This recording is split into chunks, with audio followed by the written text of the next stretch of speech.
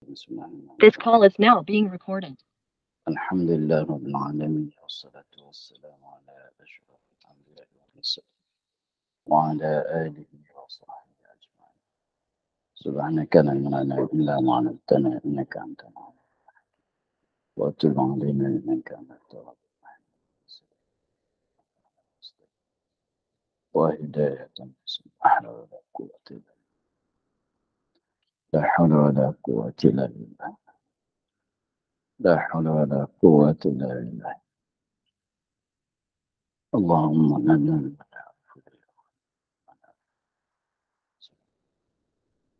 وإلى الملائكة المقربين وكل وافتح علينا أبوابك وعلينا أسرار رحمتك يا رب. رب اشرح لنا صدرنا ويسر لنا واحلل عقدة من لساني. قال الشيخ المصنع تعالى نفعنا في الدارين. مسكين.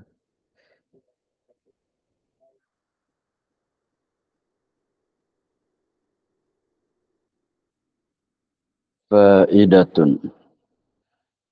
halal dimakan segala telur dan jika ada ia daripada binatang yang tiada dimakan sekalipun.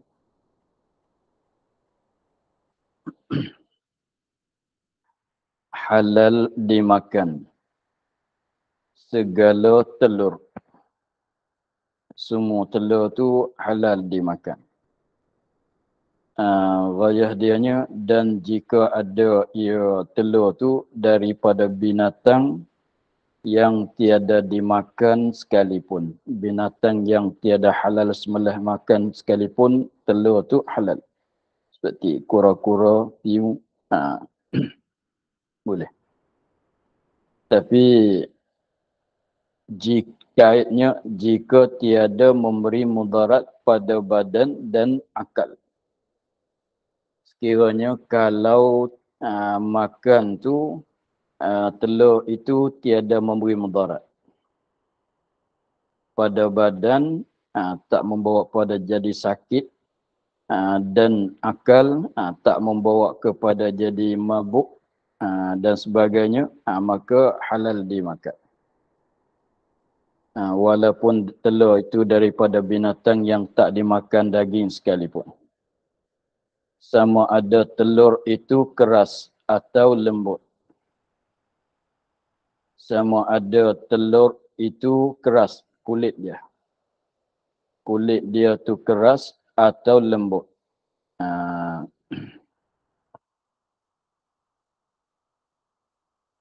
Tak kira sama. Halal semata. Sama ada telur itu keras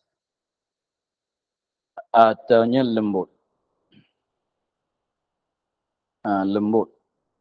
Kata setengah tu, kalau telur piung tu lembut kan kulit dia. Dan jika bercerai daripada bercerai ia telur padahal hidup ibunya atau daripada yang mati dengan sembelih. Masalah binatang yang halal daging.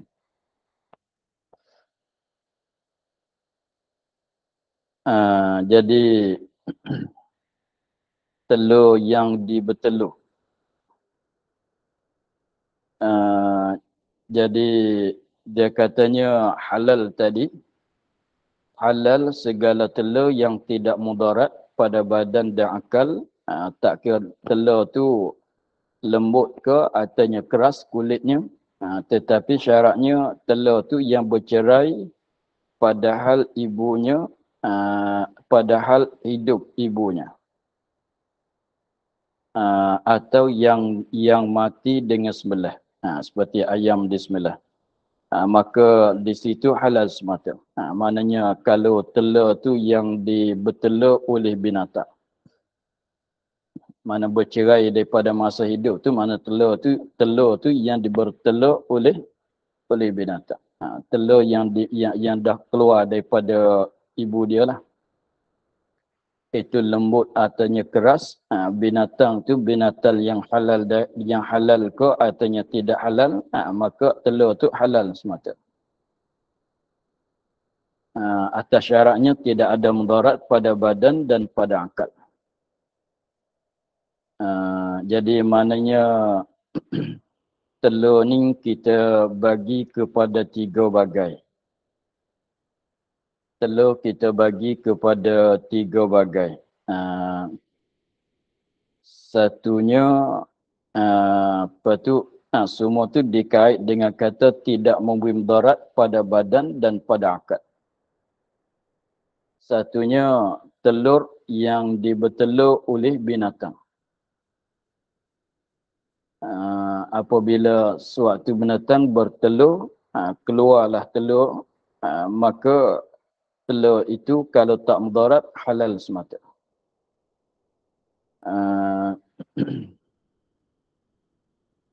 Satu. Yang keduanya, telur yang kita ambil yang ada dalam perut binatang yang kita sembelih. Telur yang ada di dalam perut binatang yang kita sembelih, seperti telur dalam perut ayam. Maka telur daripada binatang yang kita sembelih sebab dia halal daging, sebab tu kita sembelih, maka telur itu halal semata. Atas kait katanya tidak bermudarat pada badan dan pada akal. Maka telur itu halal juga. Keras atau lembut, maka halal semata. Sebab tu kalau kita sembelih ayam betinanya, maka terdapat di dalam perutnya ada telur. Kulit dia dah keras, artinya belum keras lagi. Maka telur itu halal semata.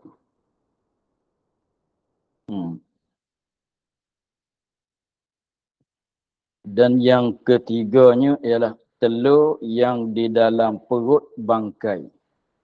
Seperti ayam tu mati dengan tak disembelih. Ayam tu mati. Artinya kura-kura tu mati. Memanglah kura tak disembelih semata. Lepas tu ayam yang mati dengan tak disembelih. Maka telur yang ada di dalam perutnya, adakah halal ke tidak, maka tengok di sini. Dan jika diambilkan telur itu daripada bangkai, maknanya bangkai ayam mati dengan tak disembelih, kita belah perut dia, ambil telur. Artinya kura-kura itu mati. Lepas tu kita belah perutnya, kita ambilkan telur. Maka telur tu yang diambil daripada bangkai, yang dibelah ambil daripada perut bangkainya, suci ke tak suci, boleh dimakan ke tak boleh dimakan, tengok tafsirnya begini. Tapi atas syarat tak memudarat lah. Jika sudah keras kulitnya. Jadi masalah ayam mati dengan tak disembelih. Artinya kura yang mati. Kita belah perut dia, kita ambil telur. Maka telur tu tengok kalau sekiranya kulit dia tu dah keras. Kalau keras tu mana dekat-dekat nak keluar dah tu. Maka jika sudah keras kulitnya,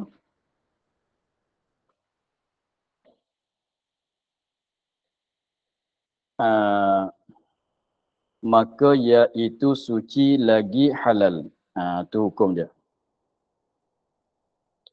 Maka iaitu telur tu suci lagi pulanya halal. Lepas tu yang basah-basah kat luar tu, tu mutanajis, kita basuh lah. Tapi diri isi telur tu suci. Diri telur tu suci lagi pulanya halal memakan dia. Dan jika lagi lembut kulitnya, kulit dia terlembut lagi, belum jadi keras, maka iaitu najis mengikut bangkai ibunya. Gitulah.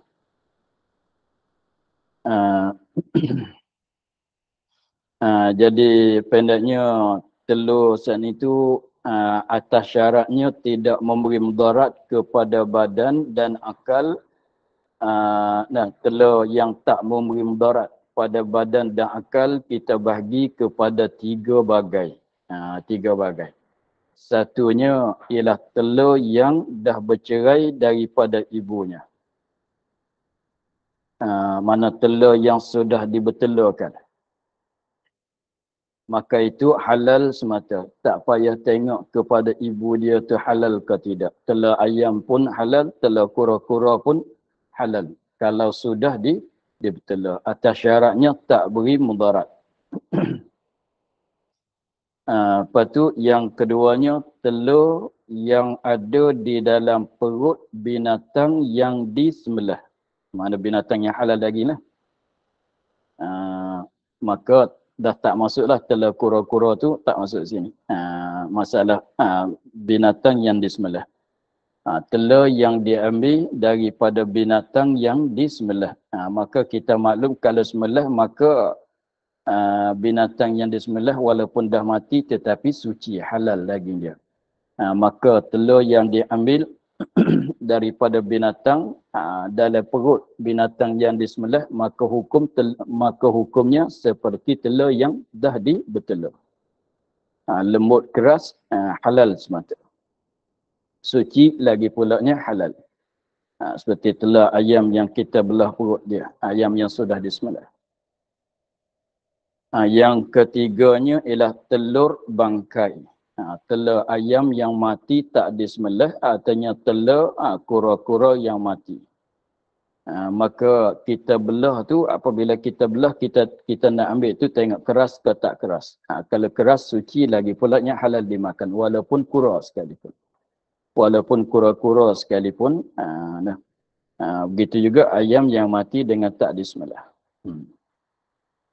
Kalau keras, suci lagi pula halal. Kalau lembut, maknanya mengikut ibunya, maka jadi bangkai, najis. Tak halal dimakan.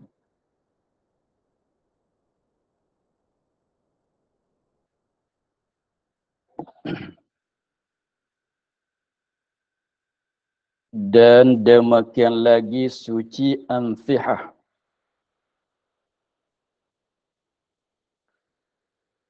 Dan demikian lagi suci anfihah. Apa dia anfihah? Iaitu anfihah, air yang air suci. Air suci, mana air semata-mata air. Tak bercampur dengan darah dengan apalah. Yang di dalam perut anak kambing. Ya, air itu yang ada di dalam perut anak kambing. Anak kambing ni, anak kambing yang disusunya.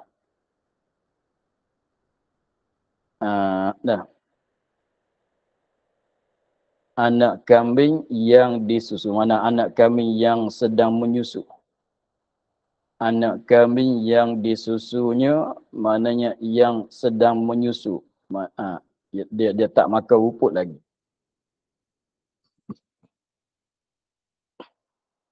Jika ada anak kambing itu belum lagi, tengok.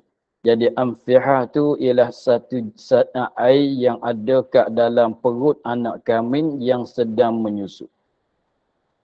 Itu panggil katanya amfihah. Apa tu nak tahu kena sembelih tengoklah. Apabila kita sembelih tu buka kat perut dia tu ada air kat situ. Air itulah dikatakan amfihah.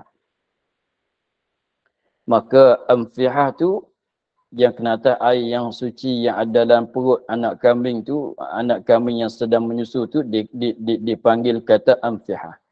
Maka amfihah air sana itu adalah suci. Jika ada anak kambing itu belum lagi makan ia akan yang lain daripada susu. Jadi maknanya anak kambing itu belum makan rumput lagi. Belum makan benda lain lagi. Maknanya kecil sangatlah. Dia kenyang dengan susu ibunya saja. Dia suci, dia kenyang dengan susu ibunya saja, tak makan benda lain. Dan lagi disembelih. Lepas tu kita sembelih. Kalau tak sembelih macam mana air dalam tu kita nak sentuhnya. Dan lagi disembelih. Dan jikalau tiada demikian itu maka najis. Dan jikalau tiada yang demikian itu, maknanya tiada belum lagi dimakan yang lain pada susu, artinya belum disembelih, maka adalah najis. Jadi maknanya kalau dah makan ruput, makan susu, makan ruput, minum susu, itu dah najis lah. Jadi air yang ada dalam perut dia tu, perut sebelah dalam tu, maka suci. Sebab benda lain tak masuk lagi. Hanya susu saja yang masuk dalam perut dia, dalam maedah kisaran dia lah. Hmm.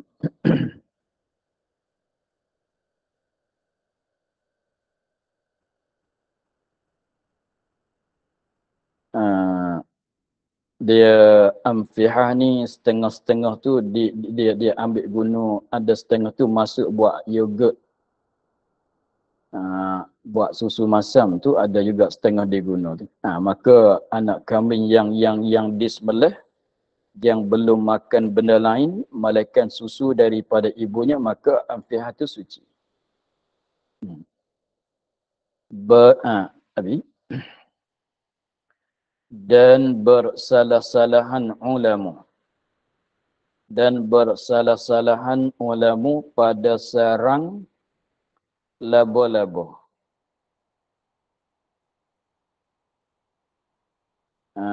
Sarang dia. Yang macam jaring. Ya, kalau besar tu burung lekat. Sarang laba-laba dan rumah kelawar.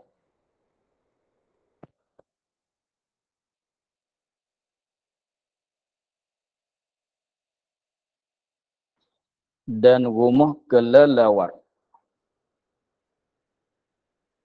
Dan rumah kelelawar. Sarang dia lah. Sarang dia. Sarang kelelawar. Dan jelamu ular. Yang dia bersalin. Tiga perkara tu. Sarang laba-laba adakah suci ke najis? Rumuh maknanya sarang dia lah, sarang kelelawar adakah suci ke najis? Jelamu ular, ya kita nampak tu dia apabila dia bersalin tu dia tinggal benda tu. Ya, banyak yang bersalin tu, udang pun bersalin kan. Kala pun bersalin juga.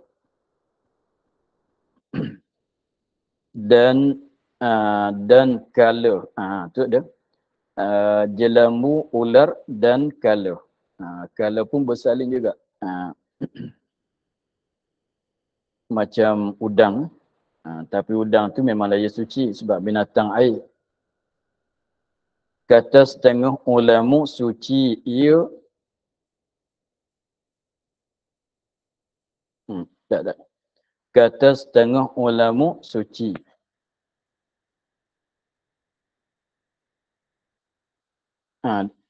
Tak ada. Kata setengah ulama suci ia. Bila. Kata setengah ulama suci ia sarang laba-laba, rumah kelelawar dan jelamu ular dan kala. Kata setengah tu suci. Yang muktamad, tu kata setengah maknanya bukan kaum muktamad lah. Yang di kaum muktamadnya begini. Yang muktamad pada sarang laba-laba dan rumah kelelawar,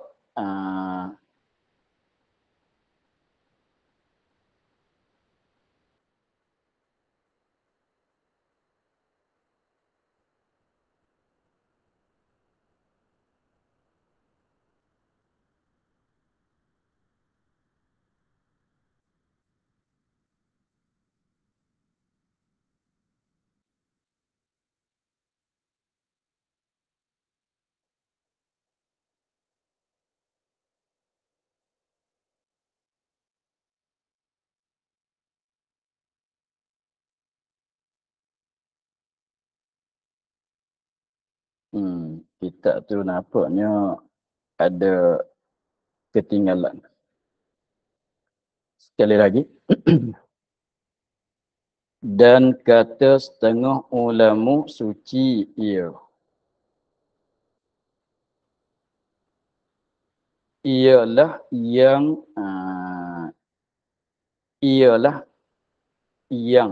tu nak tambah, belum pada yang tu tambah ialah. Belum pada yang di belakang ia tu, antara ia dengan yang tu tambah ialah. Ialah yang muktamad pada sarang laba-laba dan rumah kelelawar.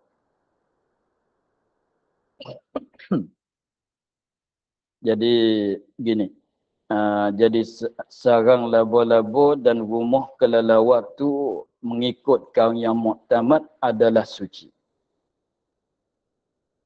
Adalah suci. Tapi kalau mengikut muka, tengok. Jadi sarang laba-laba, itu rumah kelelawar tu kalau mengikut kaum yang muktamad, kaum yang diberpegangkan dengan dia adalah suci. Tapi kalau mengikut kaum muqabil kaum sah, kaum muqabil kaum muktamad, bahwasanya sarang laba-laba itu adalah najis sebab dia keluar daripada dubur dia. Sebab masuk dalam hukum taib. Sebab bukan dia keluar daripada mana? Daripada dubur dia. Maka hukumnya macam taib lah. Sebab tu itu muqabil kaum muktamad katanya apa dia? Najis. Maknanya kalau sarang laba-laba tu lekat kat badan, lekat kat kain, kena di kain, kena dekat kaki masalah, kita semayang tidak sah. Semayang kita tu tidak sah. Sekiranya kalau kita nak mula solat tu, tengok kat kaki kita ada pijak. Sarang laba-laba, artinya kat kain tu ada lekat sarang laba-laba, maka mesti dibuangkan. Kalau tidak, semayang tidak sah. Sebab adalah najis. Tapi kaum muktamadnya tidak najis. Dan kata setengah najis ialah yang muktamad pada jelamu, ular dan kala. Jadi kaum muktamad satu lagi pulanya pada masalah jelamu, ular dan kala adalah najis. Tapi kalau mengikut muqabil muktamad suci.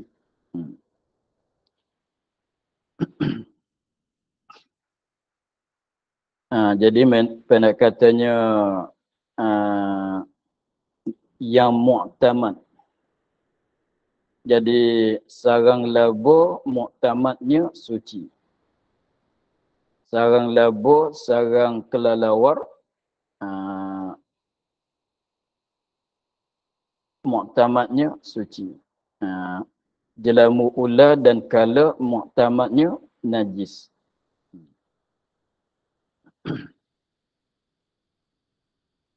Maka adapun bisa ular dan kala. Bisa yang ada di ular, bisa yang ada di kala.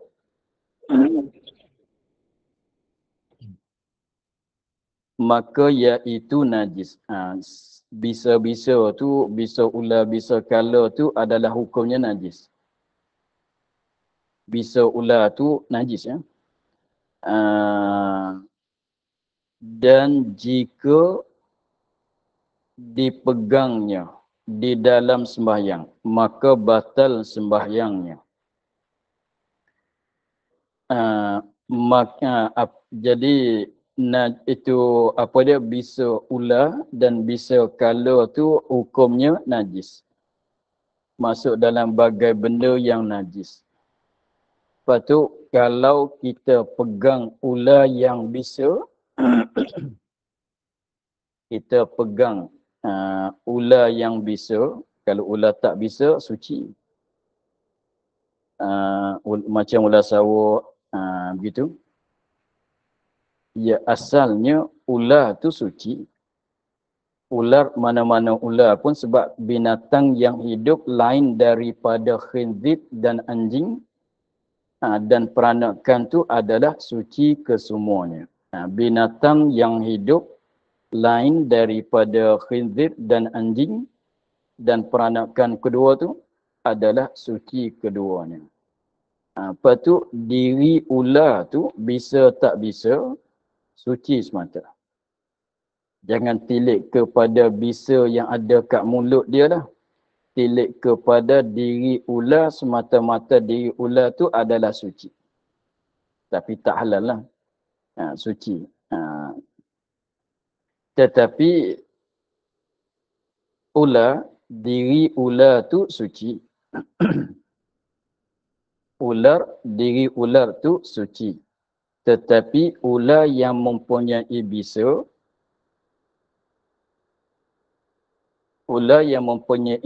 maka bisa dia tu najis. Bisa dia tu najis.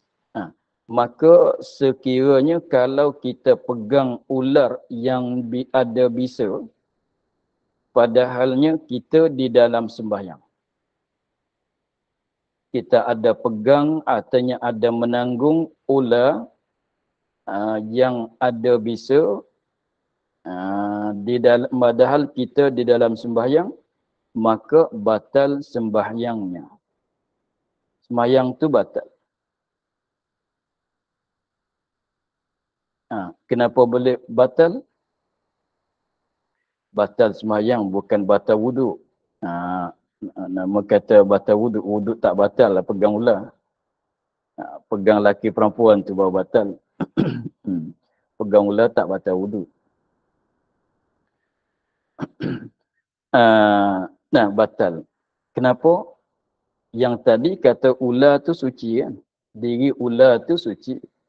Yang batal tu sebab kita pegang ular yang ada bisa, sebabnya begini. Kerana zahir bisanya pada mulutnya. Sebab bisa tu ada kat mulut ular. Kerana zahir, maknanya bisa ni dia bukan duduk di sebelah dalam tu, bukan. Sebab bisa tu dia zahir, dia duduk ada kat dalam kawasan mulut ular. Dan bercampur dengan air liurnya, air liur ular. Jadi diri ular tu suci. Tapi kat dalam mulut dia tu ada bisa, dan lagi pulanya, bisa tu bukan bisa duduk sebelah dalam. Bisa tu memanglah dalam kelian dia, tetapi dia ada keluar. Lepas tu bisa tu ada zahir di mulut, lagi pulanya ada bercampur dengan air liur ular. Maka jadilah air liur itu, maka jadi mutanajis. Tengok. Jadi maka jadi mutanajis tempat pegangnya. Jadi tempat pegang benda yang kita pegang. Gitu. Jadi maknanya macam kita ginilah. Macam kita katanya kita pegang kayu yang hujung kayu tu ada najis. Macam itulah. Kita pegang tukat. Kita sembahyang, kita pegang tukat. Lepas tu kat hujung tungkat tu ada najis. Macam tu. Bukan nak kata tungkat tu najis.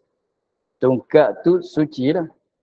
Tetapi dengan sebab dia kena najis kat hujung. Macam itulah kalau kita pegang ular, ular yang mempunyai bisa, maka jadi batal sembahyang kita dengan sebab masuk dalam kata kita menanggung benda yang bersentuh dengan najis.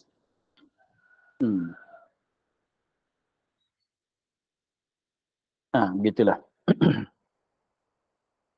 Maka wajib basuhkan dia. Kalau kena gigi tu wajib kena basuh.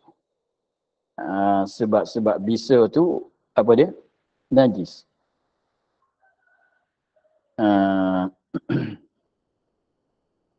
Kalau kena sengat di ular tu, tak boleh nak sembahyang melainkan dibasuh. Tempat yang basah-basah kena tu, mulut dia tu, jadi kena air liur, di kawasan kena gigit tu sekiranya kalau kena air liur, ular, padahal air liur dia tu bercampur dengan bisa, maka air liur tu mutanajis, maka wajib kena basuh dah. Kalau kena kat badan, kena kat kain ke masalah, jadi wajib kena basuh. Kalau siapa-siapa ada kena walaupun tak kena gigit, tapi ada lekat bisa-bisa ular kat kain dia, kat badan dia, wajib kena basuh. Bersalahan orang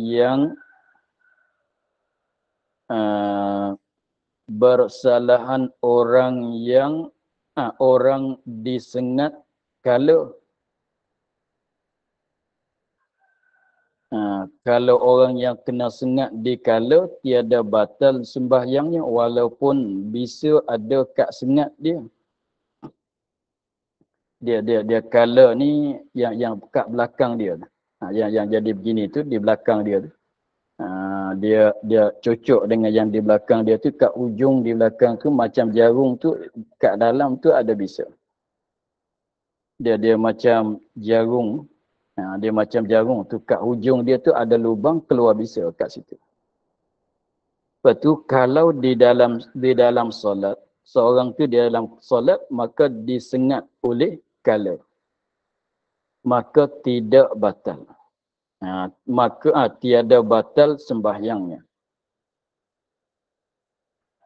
Dan tiada wajib dibasuh tempatnya, tempat sengat tu tak wajib basuh.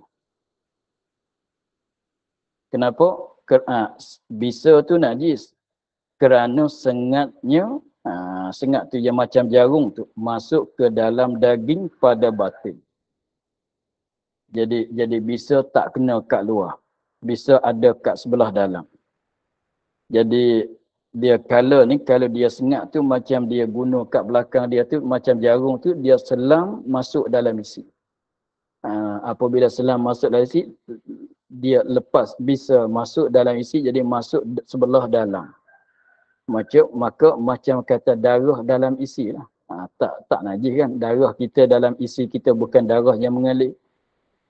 Begitu. Nah, kerana sengat kala tu masuk ke dalam daging orang yang kena sengat tu lah. Pada batin. Maka jadi maknanya duduk sebelah dalam. Sebab tu tak membatal, lagi pulanya tak wajib basuh. Sebab kat luar ni kering lah. Begitu. Dia tak macam apabila kena bisa ular tu, dia kena kat luar. Begitu. Maka dikeluarkan bisanya.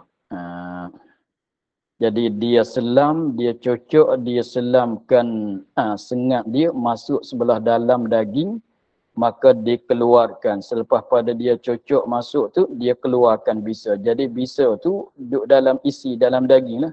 Maka najis yang di dalam batin itu tiada membatalkan sembahyang. Kaedah kitanya begitu kan. Najis yang sebelah dalam itu tidak membatalkan sembahyang. Tengok dalam badan kita ada ke tidak darah? Ada. Kalau tidak, tak sah sembahyang semata. Kalau katanya kat perut kita, dalam perut kita, ada najis, kat maedah tu najis. Ada najis, ada air kencing, ada darah, ada apa. Tapi sebelah dalam, najis yang ada sebelah dalam tak membatalkan sembahyang. Jangan keluar kat luar lah. Sebab tu katanya darah yang najis, darah yang mengalir. Darah dalam isi dalam daging orang hidup ni tak dikatakan najis. Jadi maknanya kalau sengat dikala dalam masa solat, maka tak batal. Tapi kena sengat di ular, batal. Sebab dia memanglah kalau ular tu ketika gigit tu, taring dia tu, dia masuk dalam isi kan. Tetapi kat luar tu, dia bisa tu ada keluar kat luar, ada bercampur dengan air liur dia. Air liur tu air liur yang mutanajis sebab bercampur dengan bisa. Jadi maknanya dia gigit tu, taring dia dua tu, taring ular yang dua tu masuk dalam isi. Lepas tu bekas mulut dia tu basah-basah tu ialah basah bisa bercampur dengan air liur. Jadi maknanya air liur dia tu mutanajis. Sebab tu batal sembahyang.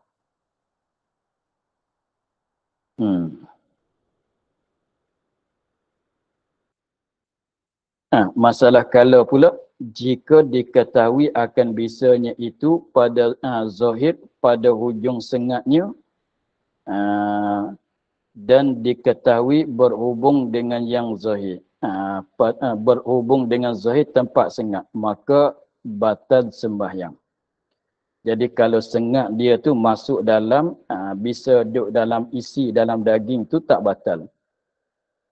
Melainkan jika diketahui, kita tengok, kita tahu akan bisanya bisa kala itu zuhir. Zuhir pada hujung sengat. Pada hujung sengatnya. Dan diketahui berhubung dengan zuhir tempat sengat. Ada bersambung. Misalan kita katanya dia sengat kat betis. Betis tu ada bulu. Kat betis tu ada bulu. Lepas tu ada bisa dia tu ada berhubung dengan bulu betis. Maka itu zuhir pada luar, maka batal. Jadi pendek kata masalah kala ni kalau bisa dalam daging tu masuk dalam daging tak batal sembahyang. Sebab najis kat dalam tak membatal sembahyang. Tetapi kalau bisa kena kat luar, kat zuhir, kena kat bulu, kat mana sekalipun, maka batal sembahyang. Dan wajib membasuh akan tempat sengatnya. Begitulah masalahnya.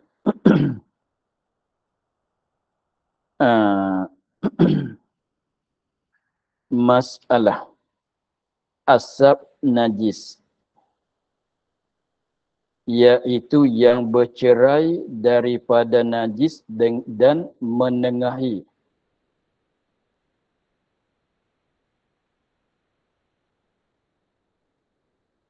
api.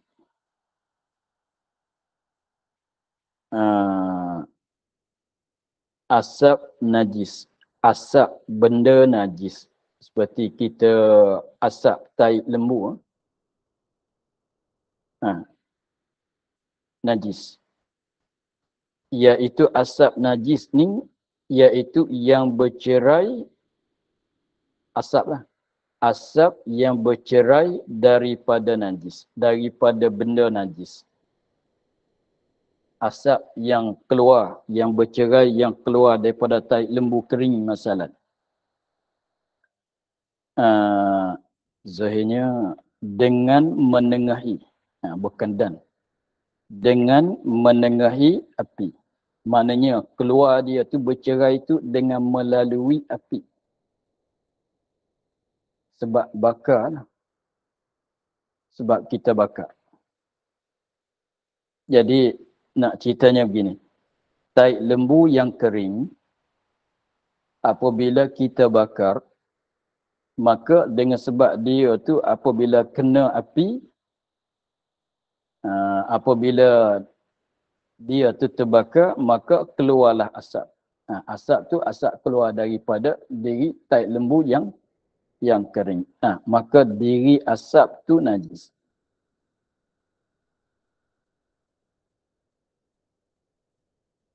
Diri asap tu najis. Tapi kalau asap tu yang keluar daripada najis tidak menengahi api, tidak melalui api, maka tak najis.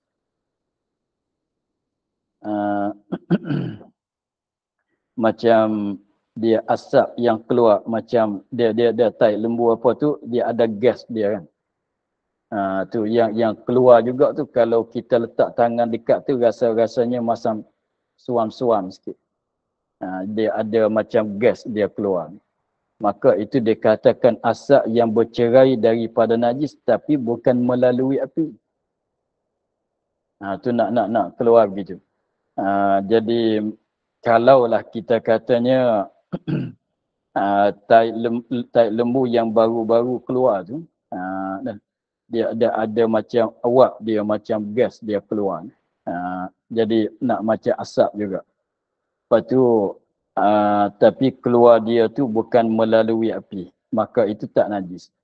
Yang katanya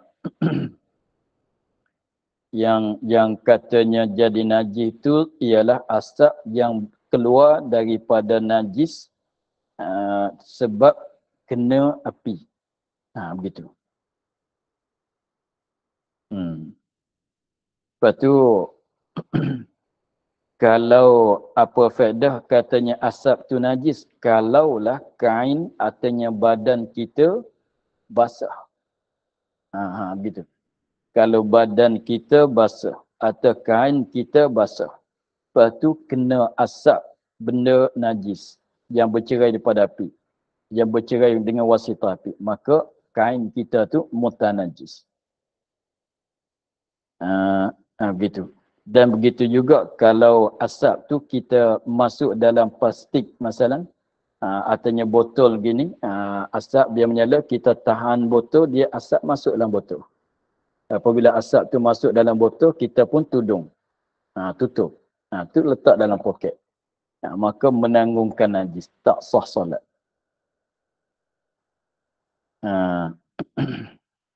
Itu faedah daripada kata najis. Lepas tu setengah orang Arab tu sekarang pun ada lagi. Kat kampung-kampung tu yang susah-susah, macam kat Afghanistan tu ada tengok tu ada lagi. Dia tempat yang susah, yang jarang nak ada pokok-pokok. Apabila nak masak tu ruput ada lah. Ruput yang untuk nak bela lembu, tapi kayu-kayu pokok pohon kayu tak ada. Apabila dia nak masak, dia guna yang ni, guna taik lembu ni lah untuk buat memasak. Ada dia kupul, dia jemur kering. Tengok.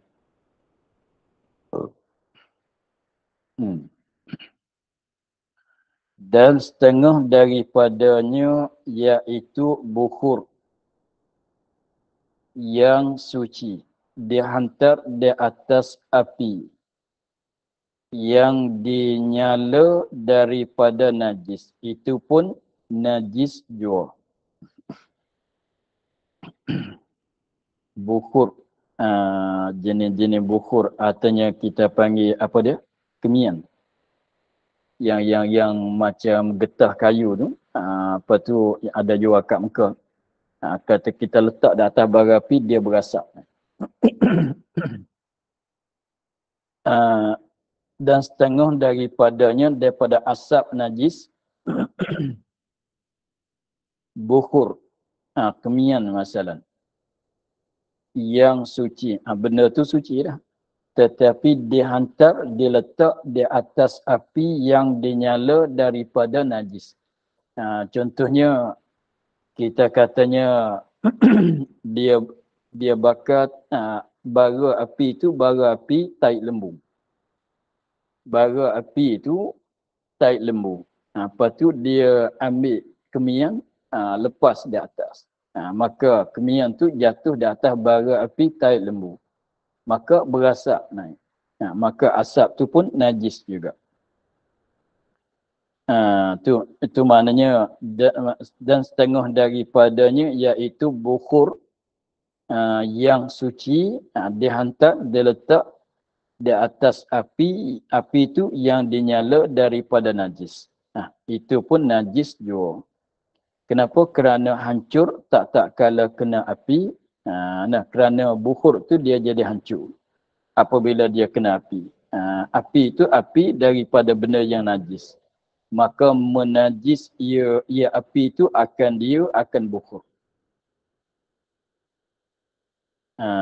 Begitulah. Dan keluar dengan kata asap, hawa yang keluar. Tu macam awak itu baru-baru dia keluar tu ada keluar awak macam gas. Yang keluar dari jamban, tempat ladungan taik. Itu suci. Ya, kalau kita tengok tu macam ada keluar macam gas. Ada. Itu suci. Kalau kena badan tu tak payah basuh lah. Demikian lagi angin yang keluar daripada dubur hukumnya seperti sedawa. Berketuk tu lah. Demikian lagi angin yang keluar daripada dubur. Busuk tak busuk, ada suara tak ada suara, tak kira. Angin yang keluar daripada dubur hukumnya seperti hukum sedawa. Sedawa pun keluar angin juga. Begitulah. Kalau keluar kat mulut, angin tu keluar daripada mulut, kita panggil angin tu daripada maidah. Angin tu daripada maidah sebelah dalam perut kan. Apa tu, kalau keluar kat mulut panggil sedawa, kalau kat dubur panggil itulah. Begitu. Maka itu suci. Diri angin tu suci. Apa tu, nak tahu tu kalau dia sedawa atau dia keluar angin kat dubur, dia masuk dalam botol masalah. Nak ceritanya. Dia masuk dalam botol, penuh dalam botol. Lepas tu dia tutup. Lepas tu letak dalam poket dalam masa solat. Tak membatalkan solat. Sebab tak najis. Tak macam asap najis tadi. Kalau asap najis tadi, kalau kita masuk dalam plastik dalam botol, masalah tutup, letak dalam poket, batal semayang. Sebab asap najis tadi adalah najis. Ini tak najis. Busuk tak busuk, bunyi suara ke tak bunyi suara, tak kira. Adalah diri angin tu bukan najis. Bukan najis. Tapi tapi kalau orang tanya, macam mana tak najis, macam mana batal wuduk? Batal wuduk sebab mengikut keluar benda daripada mana-mana daripada dua jalan tu batal wuduk lah. Benda yang keluar tu najis ke suci tak kira. Benda yang keluar pada dubur tu suci najis tak kira, membatal wuduk semata. Adapun sini diri angin, nak cerita diri angin tu adalah suci. Kenapa suci? Kerana bahawasanya tiada tahqiq, tiada tahakkuk bahawasanya daripada ain najis. Kerana tak nyata kata dia tu jadi keluar daripada ain najis. Angin yang keluar tu, yang sedawa yang keluar kat dubur tu, angin keluar daripada ain najis ke tidak, kita tak nyata. Kalau begitu hukum katanya suci. Tetapi dimaaf daripada sedikit pada uruf daripada asap najis. Asap najis tadi, kembali pada masalah asap najis tadi, asap najis tu adalah najis. Tetapi kalau sedikit pada uruf, tetapi dimaaf. Maknanya tak mengapalah. Daripada sedikit pada uruf, sedikit sikit ke banyak tu tilik pada uruf. Daripada asap berkeshin, asap najis. Jadi contohnya apabila kita masak nasi, masak makanan, lepas tu kayu api tidak ada, kita guna taik lembu tu lah. Apabila kita masak nasi tu, kita guna taik lembu kering tu. Lepas tu nasi yang kita masak tu kita tudung. Kita tudung, tudung puyuk tu kita tudung. Lepas tu dalam masa memasak, masa mentara nasi nak masak tu, asap tu ada masuklah dalam puyuk tu sikit-sikit. Ada masuk. Tapi tudung tu bukan masuk penuh-penuh lah. Masuk jugalah sikit-sikit. Kita katanya, maka itu dimaafkan. Begitulah. Sebab tu boleh nak guna buat masak. Habis.